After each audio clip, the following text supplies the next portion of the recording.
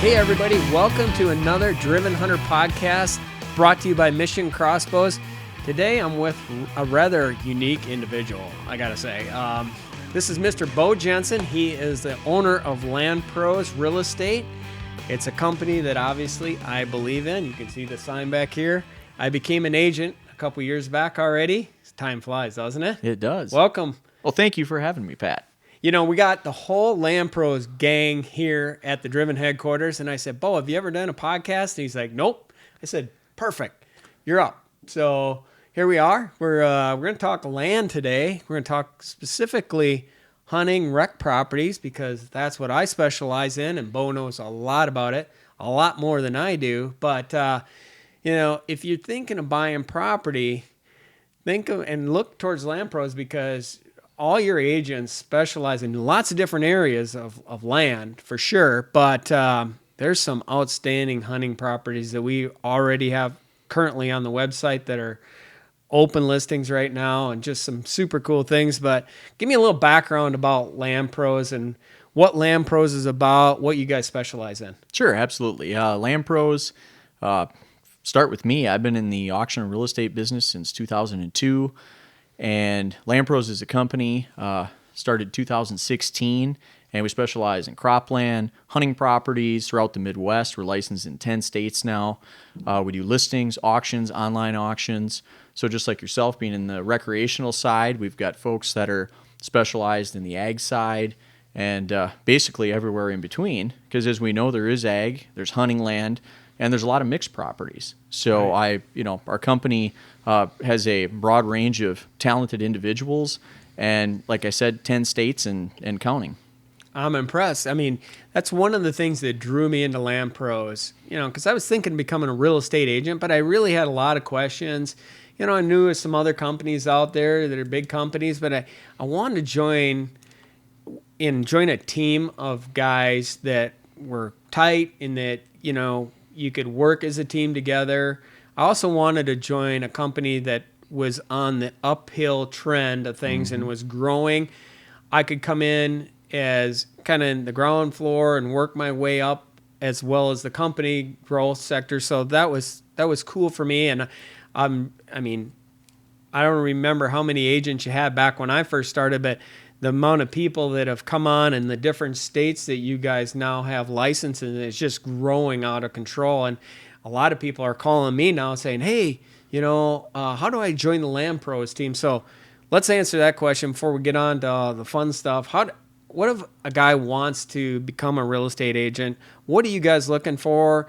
And, for qualifications and such.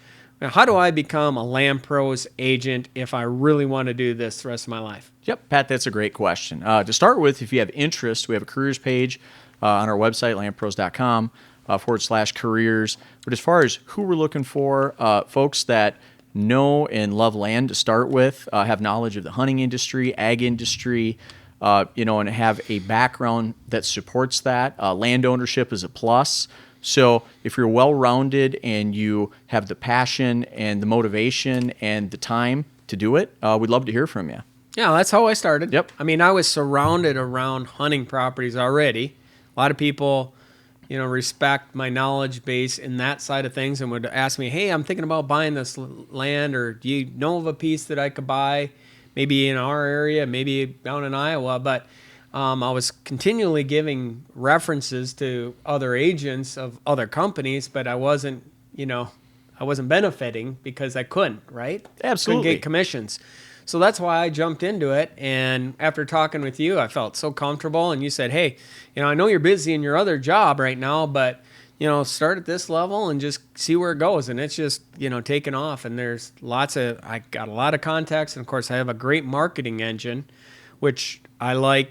The whole LandProz marketing scheme is unbelievable because you have TV, you have great social presence. You, of course, like you mentioned, the digital side of things, just like we're doing today, right? This is just a form of advertising, but you're fresh and innovative, and that's a key component to other companies that might still be in the old ways of doing things, right? Where might just do newspaper listings and stuff like that. But you guys cover everything, MLS. You have a secondary company called Country Living, which your agents specialize in just selling rural homes and land, for those folks that want to live in the country for the rural side of things. And every land agent, this is a compliment towards the LandProz.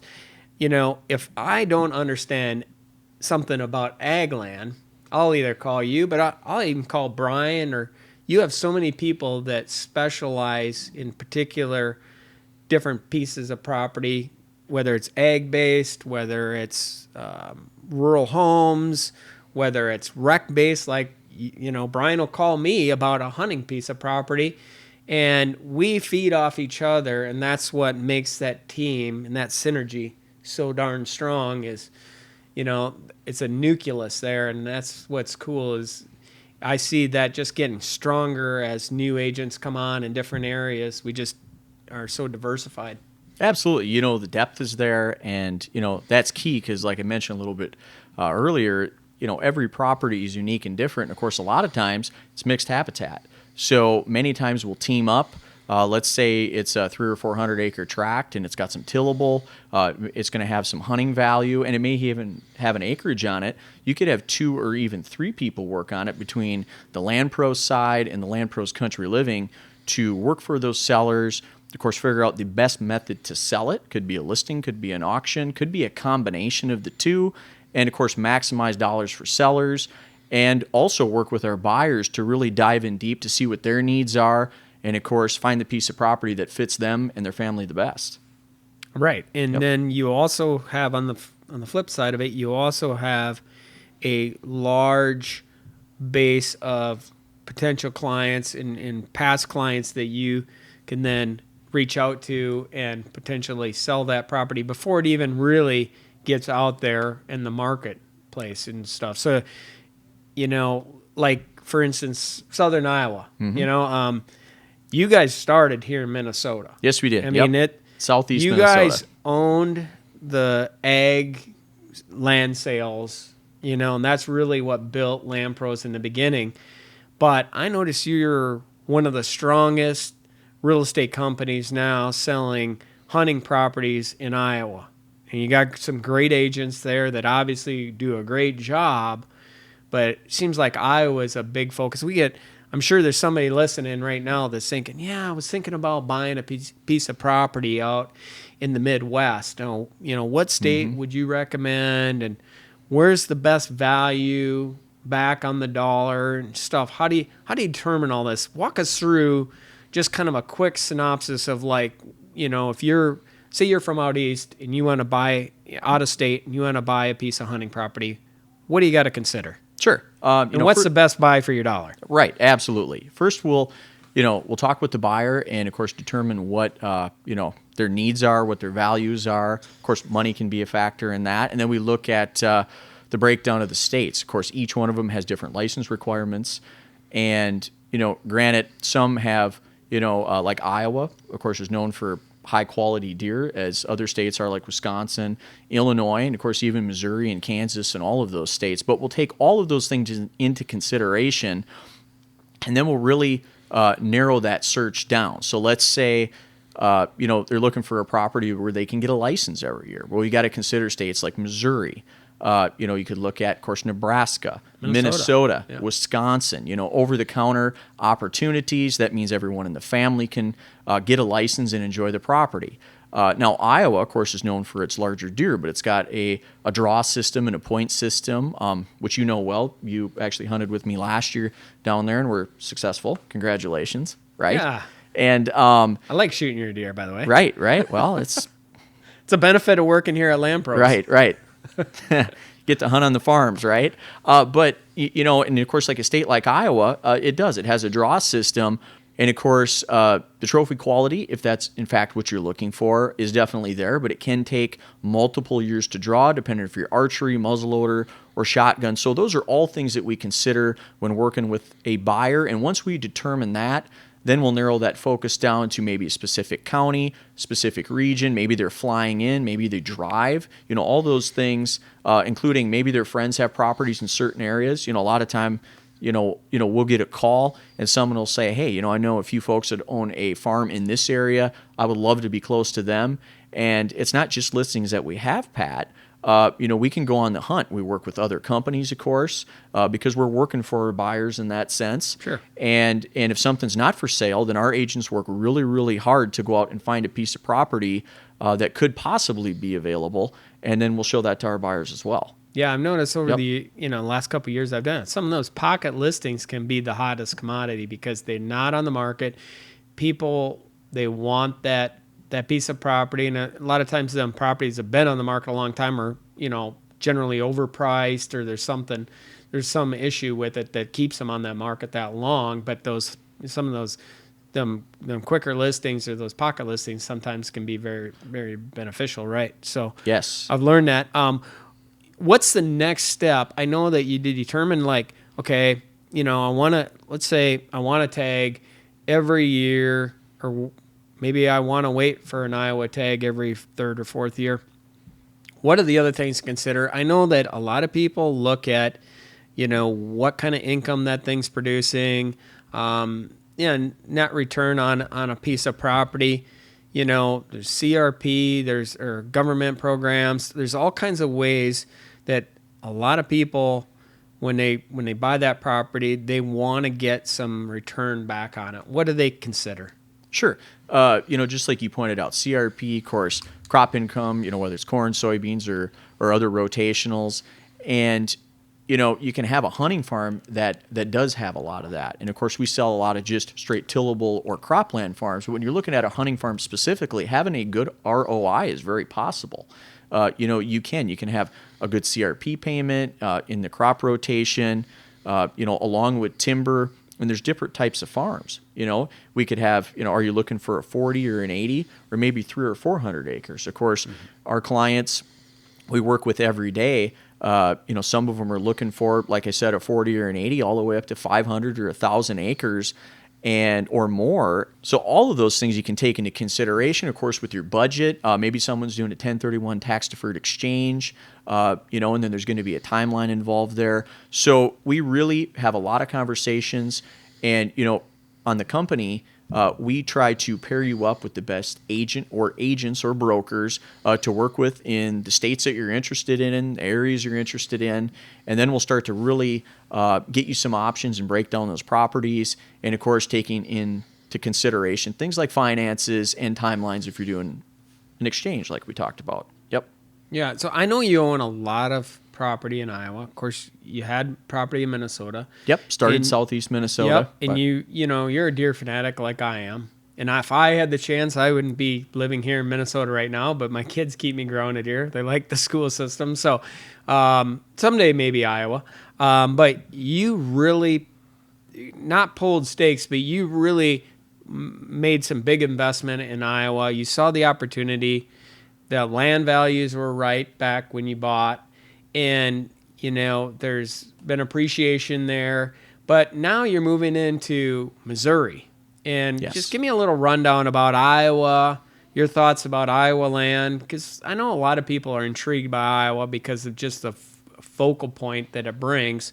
But just land values in Iowa right now versus where they were at, and then expand on Missouri. Sure, absolutely. So, we did. I started hunting in southeast Minnesota, kind of in the Rushford, Minnesota area, if anyone knows where that's at, not far from here. Southeast. And 2010 was the first year that we bought our first Iowa property. My father and I went down to South Central. We'd looked around for a while, and we finally found a farm that we, were in love with and had to have.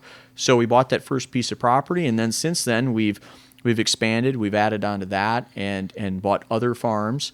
And now we're into Missouri. So we have our first Missouri farm or two. And, the combination of those, of course, Iowa as a resident, obviously that's beneficial because it's not a draw system. It's tags if you're a resident.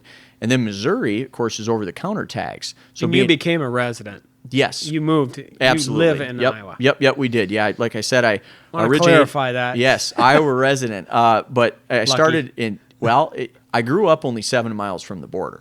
So for me, South Central Minnesota, I only had to move 7.1 miles to be an Iowa resident. And of course, You're at 7.2 now.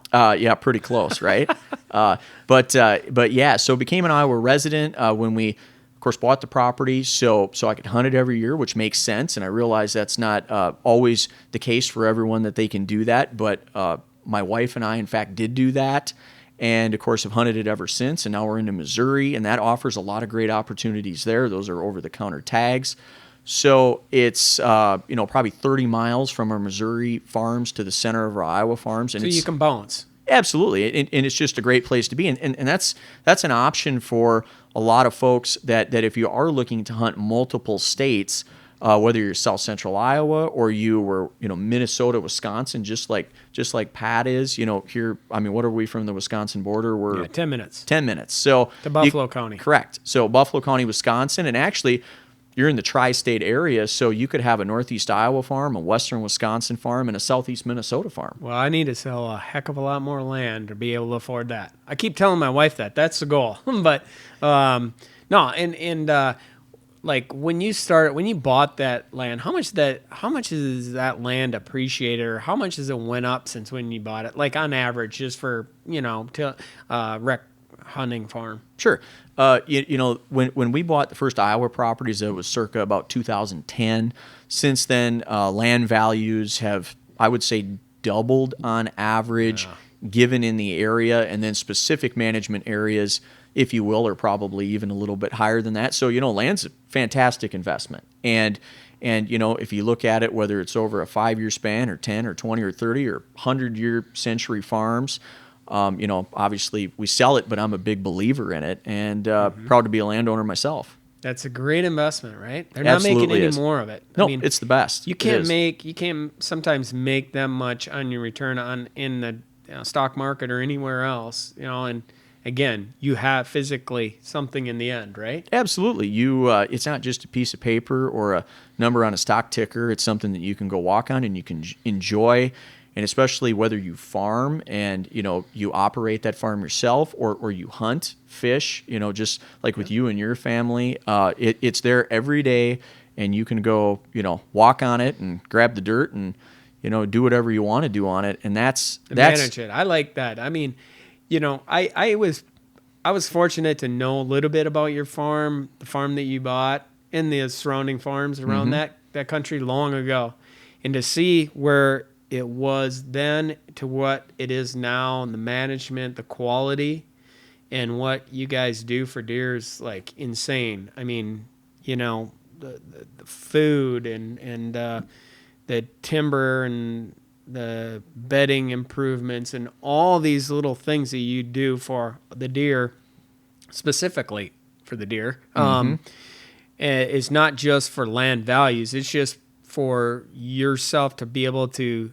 recreate and benefit along with friends and family. Absolutely. And whoever else gets to fortunately come there. So, you're not the only one. That whole county and other counties in that part of the state are just a big focal point now for rec buyers, and now moving into Missouri and stuff like that. Oh, it absolutely is. It's all over the Midwest. And of course, we do it for personal enjoyment, but it's like-minded individuals and neighbors. And of course, a lot of them have become friends. And, if you take a farm or an area like that and you apply proper management, you can get age structure and, things like that. Of course, nice deer.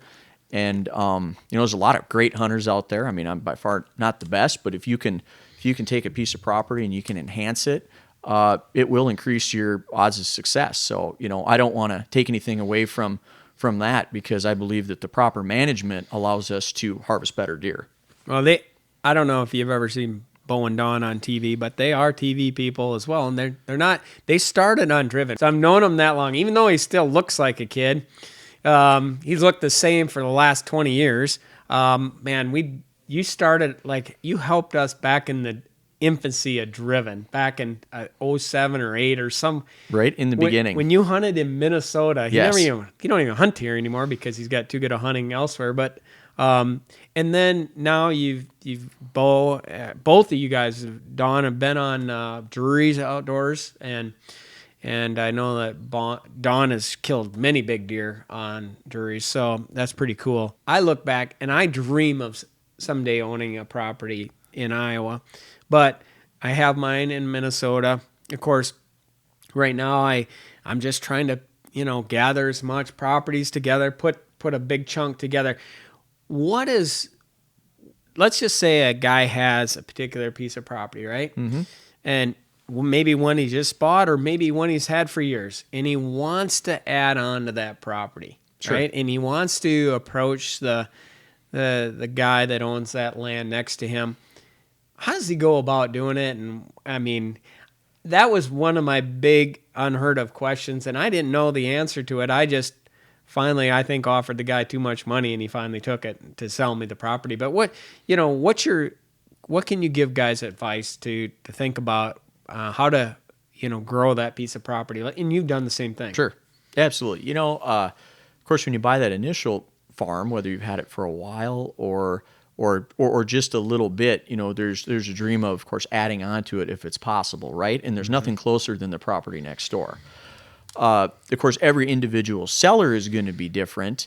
And, what I've found, even on my own personal dealings, I will work with, agents within my company or things like that, because it's, in my experience, always good to have a little bit of a buffer, because land is an emotional situation, seller and buyer. So sometimes, yes, you can go straight to the neighbor, maybe offer them too much money, and then they'll sell it. But you got to be a little bit careful about how you go about that. You got to respect that their wishes, that they may not want to sell. And sometimes the negotiation process truly is beneficial to both sides if you actually have an agent or a broker involved. And of course, I bought things both ways. I went directly to the seller, and I've had some representation, and both have went all right. But I think you need to be mindful about the type of property that you're buying, and they're going to know that you want that, right? So my advice would be come in with a fair and reasonable offer, maybe even a little bit stronger offer, because if you tend to go a little bit lower, I get everyone wants a deal, but you may offend that person. So if you really want to try to acquire that piece of property, just go in confidently, make them a good and fair offer. No contingencies would be great, not to dive into that, but the cleaner the deal that you can make it and more upfront, the better. And, sometimes, of course, they're going to know, you being the neighbor, that you want it. They may want a little bit more money from you.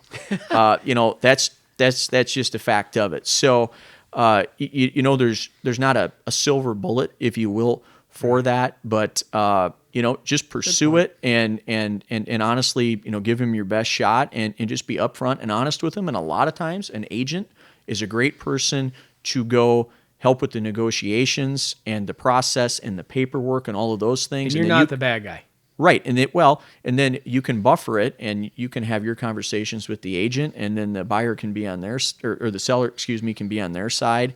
And honestly, I think it makes for a better overall experience, and it will probably help you obtain that property more times than not. I really believe that. Right. And that's honestly why there's real estate agents in the first place. Sure. Honestly, if you think about it. Absolutely. Because we were taught that back in real estate school. Mm-hmm. You are a facilitator, so to speak, as an agent, to help is easily to get through the deal and help negotiation. And you don't negotiate for the person, but you help them through the process, whoever you're representing. If you're representing the buyer or you're representing the seller, you owe them fiduciary duties. Well, so absolutely. In the paperwork and the closing process, whether you're buying seamless. a home or a farm or things like that, just having a professional that understands allows you to focus on whether you're buying or selling, and then they take care of everything in the middle. Makes the process easier. It does. It really does. And we deal with lots of individuals that have bought and sold a lot of property, right? Mm-hmm. I mean, they're no newbie to land sales and stuff. They understand the process themselves. They could be a real estate agent, but you're the licensed one that's there to help them through the process, make it as seamless as possible, and to get from point A to point Z and have a good experience. And that's honestly what we're about. It's at LandProz, is just making that so you can then keep them or get them referrals for future clients, right? Sure. So, yeah. So, I mean, if you're brand new and you're buying your first piece of property, or you've bought or sold 20 of them, we're here to help, and properties of all sizes, and of course across a pretty good area. Yeah, we mentioned that too today when we were talking, and stuff that we're doing earlier. Like, what the LandProz, why does this team, is so strong, and yeah, I think the diversity there. Like, if you look at Jen Bush, for example, one of your top agents that handles the country living side of LandProz, she came from the finance background. Yes, she did. She had like a lot of years of experience in finance. So if I have a finance question, I ask her because I might not know it. If I have, like I said earlier, ag questions on land, Brian was a big farmer for many years. He understands, soil ratings, just different things about ag land that tiling that I might not know. Absolutely. And I think that's, so important to answer those questions that your customer might have or that potential client might have. And then that client has the assurance that and feels comfortable with those answers and knowing what you're talking about. And that's so important to being a good real estate agent is knowing. And if you don't know, you got somebody to lean back on that does know the answer, that can help you through that answer and make you understand it better. So that's always been a huge one with us. Yeah, absolutely. The depth and diversity within the team, and of course their knowledge, and we do, like Pat said, we work together a lot, which I think is advantageous for our sellers and our buyers. And you need to be knowledgeable, of course, in what you're selling, and that's land. So, and we've got a great team of people that are from all walks of life and backgrounds, and they're all assembled there to go to work for you. I'm gonna give you a little quick scenario. You just off the cuff. Sure. I want to hear. Okay. And we're gonna make this simple. Okay. So we're gonna say, yeah. I'm gonna put you to do a test. So it's kind of on average. Okay. I'm not gonna hold you to it. All right. Because I know there's lots of variables, but we'll just go rec land. Okay. Yes. Okay. Hunting Recreational property, because you and I are hunters. Yep. Okay. So what's rec land selling for in Minnesota right now? Southeastern Minnesota. Broad range depending upon where you're at, but could be 3,000 to 35 to 4, and if you get closer to a bigger city like Rochester, Twin Cities, 4,500, 5,000, give or take. Perfect. Yep. Yeah. Location, Pat. Location. Yes. Yeah. So that's true. You might have more value than you know about. Like you touched on it briefly. Like there's a lot of things that change the values of properties. Entitlements. Can I build on the thing? Is there electric there? Is there a well, septic? All these things change values. Is there already a driveway in there? Is there a number of entitlements? There's lots of different timber values. You talked about that as well. The soil ratings to the particular piece, tiling, lots of things that change that. So, how about Iowa? What's Iowa land sell for? On the recreational side? Yeah, on the recreation. You can see lots of probably 3s to 4s across South Central, Southwest, Southeast. You get into Northeast, it approaches 45 to 5, give or take, as of recent. And if you do get into the management pockets, of course, it can be a little bit more. But if you look real hard, there's still some great farms in some areas that maybe aren't as well known. We talk about all the areas that are popular, and you may see things on TV. But there's a lot of great hunting spots and counties and areas where the land is still, even in some spots in Southeast, probably upper 2s. Great farms, great hunting farms, produce lots of great deer. So, my advice would be to, of course, obviously get in touch with one of our agents and, look around at a lot of those areas. And, of course, they'd be happy to show you farms anywhere there. But there is a lot of opportunity still in greater Iowa. Right. Mm-hmm. There is those pockets, right? Oh, absolutely. So, yes. Is there some secrets out there? Like, let's just say you had some money laying around and you were looking to buy, not in Iowa. Sure. I mean, because there's a big focal point already in Iowa. Where would you spend your money and what would you look at? So not in Iowa for myself? Well, I'm going to take Iowa out of it. Or just in general for anyone else? Yeah, I mean, I'd buy land next to you just because I'd camp on your. You just want to be fence my line. neighbor? Yeah, I want to Right, be your right. neighbor, your bad neighbor. Sure. But I mean, you're just looking for maybe an investment, but also to recreate on the property as well. I mean, is there any secret, like, do I go to Colorado? Do I go to Texas? I mean, where would you just all of a sudden think about going to buy? Me personally? Yeah, Oh, me you'd personally. be back Okay. in Iowa, wouldn't Well, you? well, clearly, obviously, we've got some Missouri property now, but that's because of proximity. But northern Missouri has a lot to offer as well. The next step might be Kansas because it's close, and then we could look at the flip side and maybe even look at Illinois. But I mean, it would be if one had enough time and enough money, it'd be great to own a farm in a lot of those places. Texas, all the way, even Minnesota. Look at the quality of deer that you've actually harvested up here. Shh, we're not going to talk about You want to talk about that? Yeah. Are you going to drop a pin right now to your Well, farm? if while we're they doing call this? me, yeah, we'll talk about it. Right, right. I can give you the address. I got it on my phone. But to answer that, there's a lot of hidden quality areas out there, and of course, places that are known for certain reasons. Maybe it might be management, a lot of big deer killed and stuff like that. But there's still a ton of sleeper spots.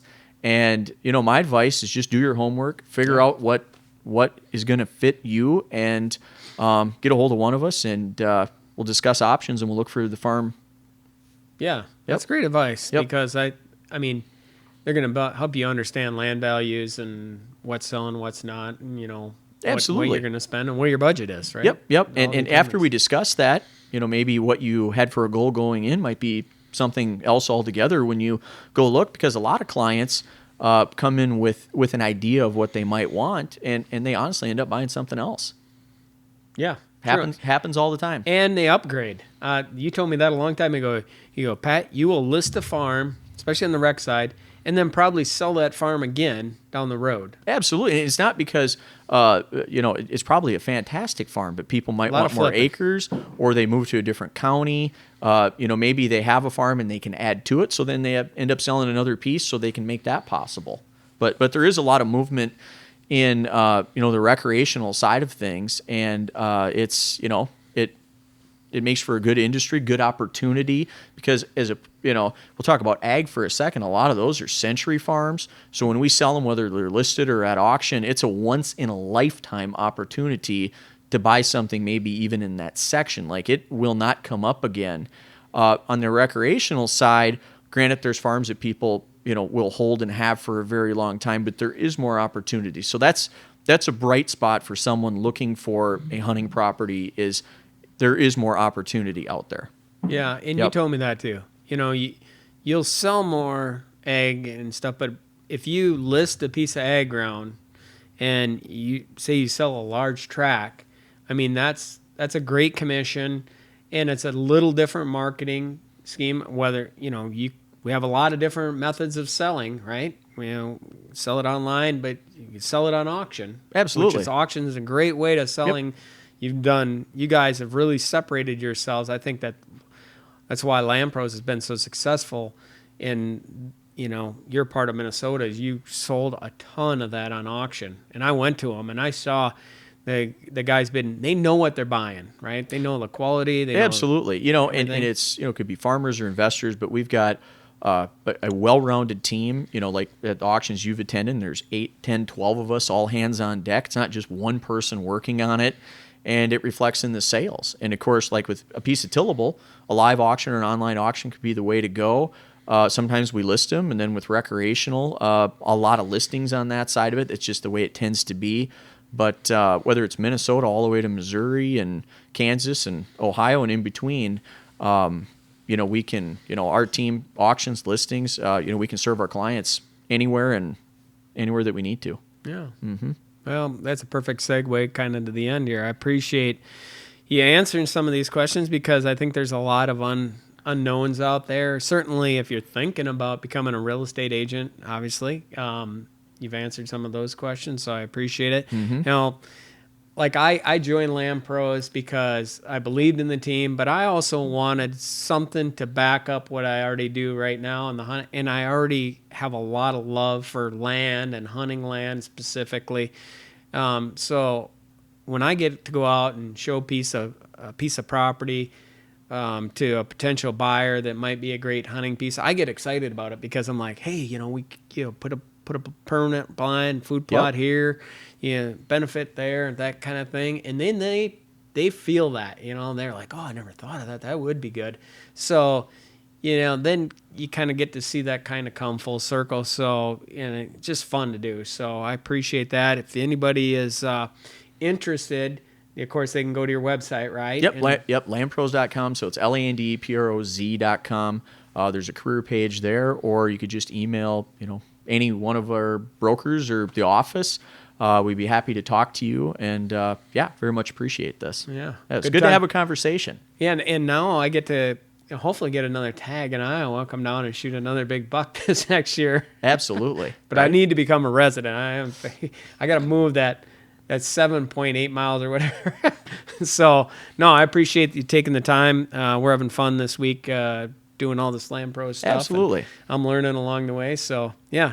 Anyways, thanks again for another exciting podcast brought to you by Mission Crossbows.